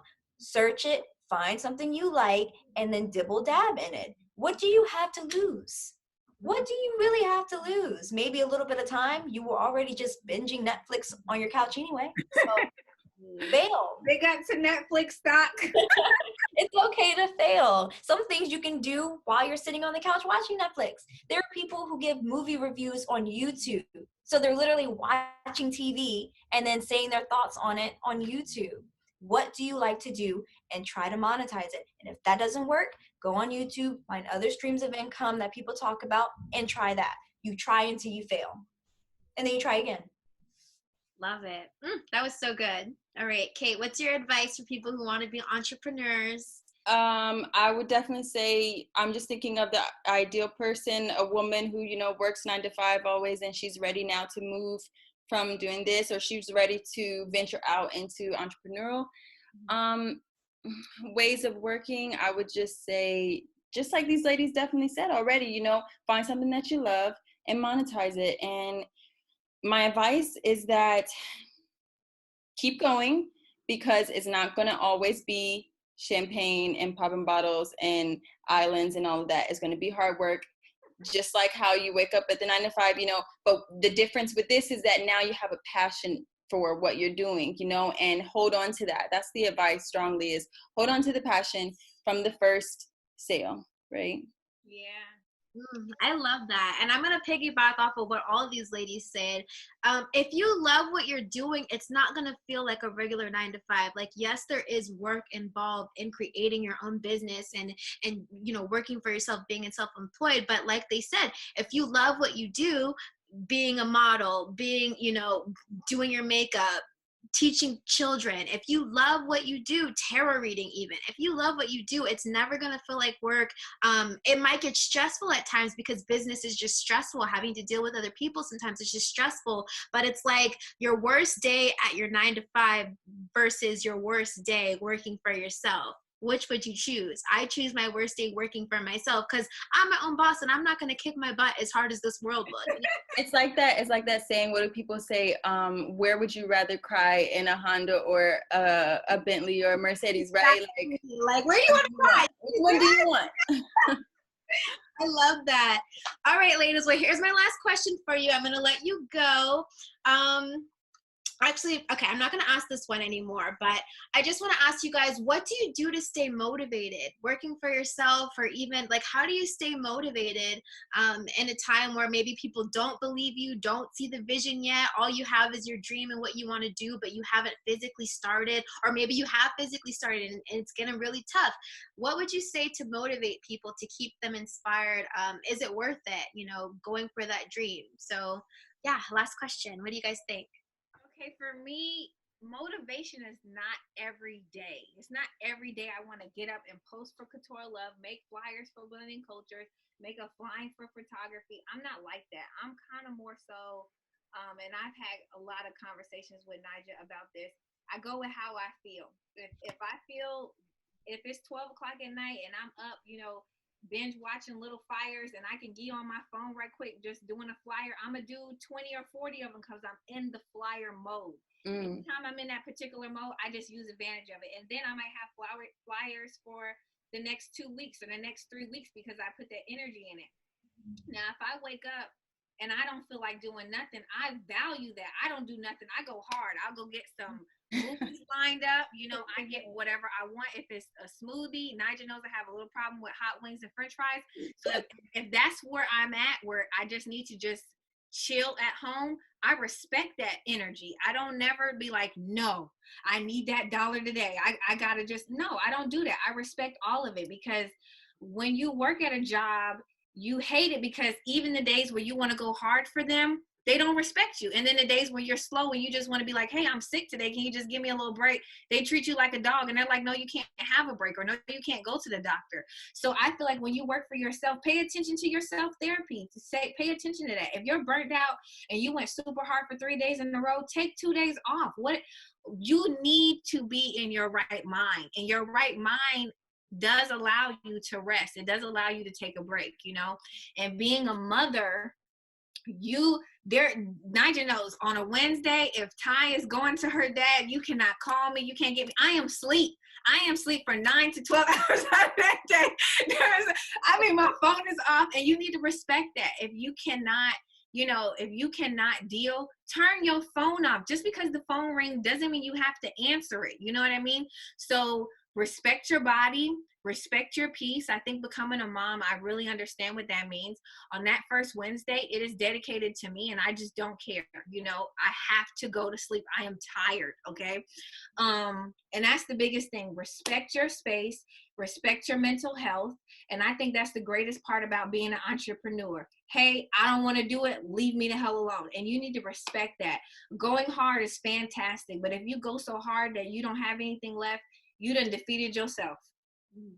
I like that. So true. All right, Jazz, what do you think? What advice do you have? Because I don't have a problem with motivation, I can't really speak on telling someone, because you can't motivate someone. They have to want to. And if you do motivate someone, it's because they had a small little inkling on the inside where they wanted to be fired up. So I always tell people, I can't do it for you. I can't give you my charisma. I can't throw you my energy to make you want to get up off of that couch to do something. So I like how you said respect your energy, because if you have nothing for today, it's okay. Settle on it, immerse yourself in it. Maybe talk to yourself, why don't I feel this way, and how can I make it up the next day? Write down your thoughts and write down other ideas. If that's all you can muster up, that's fine. But the next day, what's your energy today? Oh, I want to make flyers today, but I need to go make $1. Make the flyers, because if the flyers are going to lead to money, then that's going to push you into something that is actually organic. It's not all right, can I place this machine here, please? Please, can I please place this machine here? No, you are excited about that flyer that you just made. Like, look, like my machine looks just like this. Do you want the blue one? I can paint an orange for you. Like, you have something of value. You are organic with what you are telling people. So I cannot tell someone, be motivated, and then they're going to be motivated. That's not how you talk to someone with depression or anxiety, or someone who just doesn't believe in themselves. They have to find that spark. And if what you can muster up that day is to sleep it off, come back the next day a little bit harder, then do that. But make sure that you're respecting your energy, and you're not ignoring your energy. Because if you're having energy that says, I need to work right now, but I want to go do something else, don't ignore your energy. You are here to make money, but it's okay to slow down sometimes. Definitely. Yeah, absolutely. I love that, honoring the cycles within you. I feel like we don't do that enough as people, but more so as women, and even more so with entrepreneurial women, who want to work on their own and everything. Honoring the cycles, that's amazing. Motivation, you know, it was something that Jasmine was touching on too that made me think about creation. You know, when you have that void feeling or that lack feeling, you don't feel like you have anything to motivate you, sleeping, but also like creating, moving that energy, transmuting that energy, right? So whether that's doing a painting or going out and doing something fun that you enjoy. Usually when I put everything down and I'm like, okay, you know what, I'm going to go outside with my family. We're going to walk around, we're going to run, we're going to play, we're going to do something. When you come back, you're in a new mindset and you kind of transmuted that lack feeling, and it can now be transmuted to energy. You have, you know, going to the gym, you know, when people go to the gym afterwards, they usually like, you know what, got this great idea, blah, blah, blah. So find what makes you motivated, while also honoring your cycles, like you guys were saying. Yeah.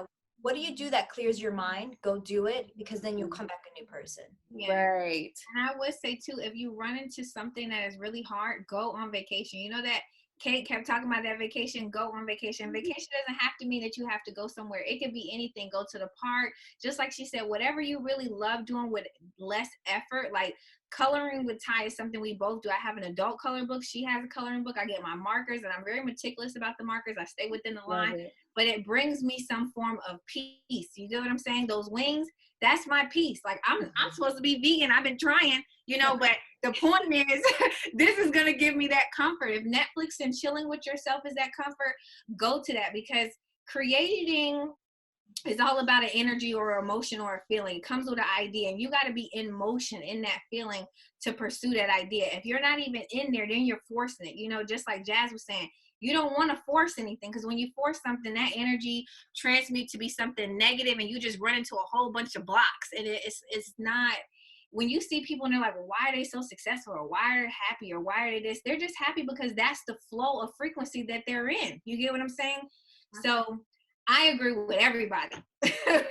Agree with everybody. I love that you guys touch on that, because that's a huge misconception in our society, that you have to work, that you have to grind, that you have to, you know, all of these harsh, hard words about what it takes to be successful. And it's like, well, if you're in flow, you know, the downloads are coming naturally, you know, you're in flow, and then you want to do your photo shoots, and then you're in flow and you want to work with your clients, and you want to post your Instagram, you know, like if there's something to when people are in flow versus when people are going against the grain and making things harder for themselves. When you're in flow, you're naturally attracting amazing opportunities to yourself. So if you're somebody who's like, I'm going to beat myself down until I get this right, like, no, you might not get there. You're going to beat yourself real bad, and you're still not going to get there, you know? So being in flow is so extremely important in this society. And also when you start to think about what you want to do to generate money, think about, like Ashley was saying, what do I naturally do that I love? What do I naturally go to?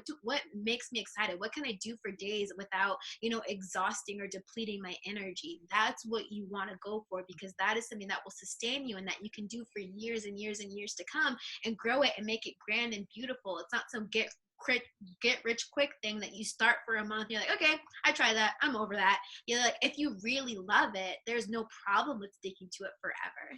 So yeah. Well, I want to thank all you ladies for hanging out with me today. Does anybody have any last minute words before I let you all go? I'm going to leave everyone's links and everything in the bio, so they will be able to find you. But last minute words, anybody can go? I would say do what you love. Don't force it. Take your time, pace yourself. Every day you're not going to get sales, sometimes not even weeks at a time. Everything is not peachy and cream, but it's better to invest in yourself, because you can always bet on yourself to be a winner. I would say that anything that you really want, you got to focus on it and put energy into it.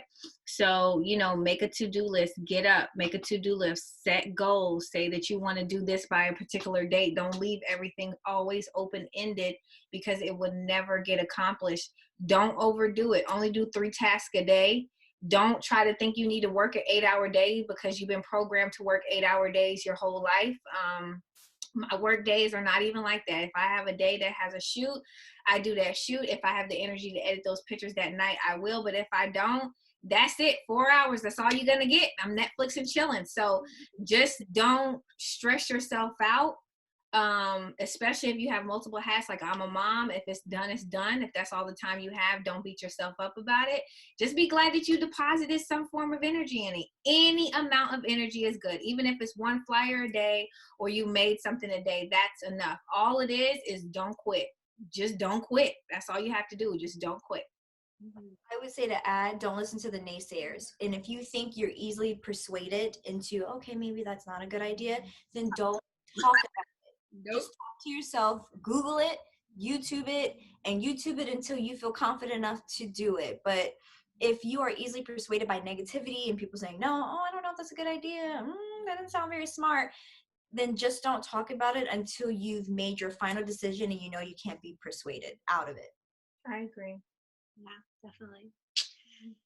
All right, guys. Well, thanks for hanging out. I will leave their links below, like I said. And that is that. Thank you so much, Ashley, Jasmine, Kate, for hanging out with me. You guys can check them out below. Check out their businesses. And yeah, bye, guys.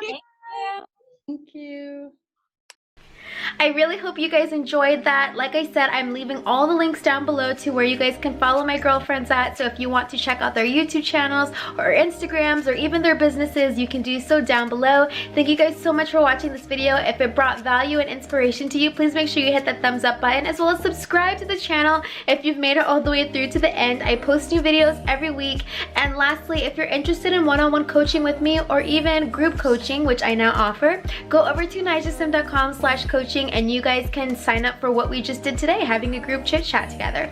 All right, you guys, I love you so much. Thanks for hanging out with me today. I will see you guys later. Bye.